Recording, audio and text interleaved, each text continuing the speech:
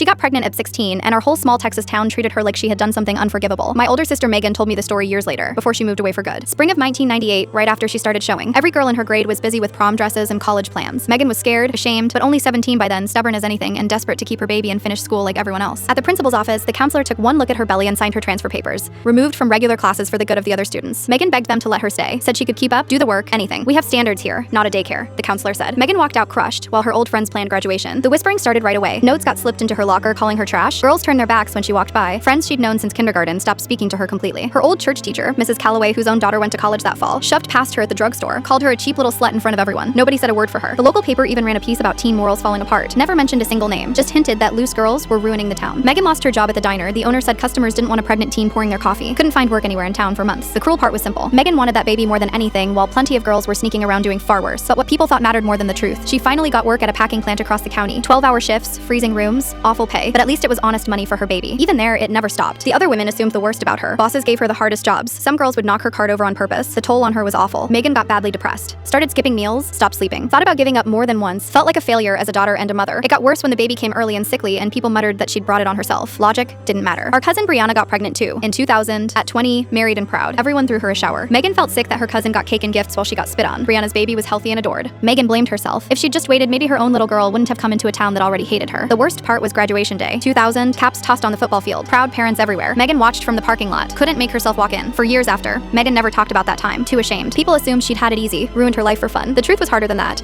It wasn't until much later that people started admitting how those girls were treated. Turned out teen mothers pushed out of school had it far worse than anyone knew. Many carried that hurt their whole lives. Some left their hometowns for good. Others changed who they were completely. The shame stuck to them forever. Megan finally found a single moms group in her 40s, met other women who'd been treated the same way. First time she talked to anyone who got it, learned that thousands of girls back then were quietly pushed out of school every year. Poor homes, no support, no second chances. None of them planned to be alone. The plant where Megan worked fed half the families in that county. Her work was real and it mattered, but nobody ever saw it. Megan raised that little girl alone, still carrying shame about getting pregnant young. Never got an apology from anyone. Never got the respect she earned as a mother who never gave up. The story people tell is all about good girls and proud families. It hardly ever mentions the ones who wanted their babies but had no help. Their pain was real too. A town doesn't just judge for a season. It can wound for a lifetime. Megan was hurt by her own people's whispers. Some wounds never heal.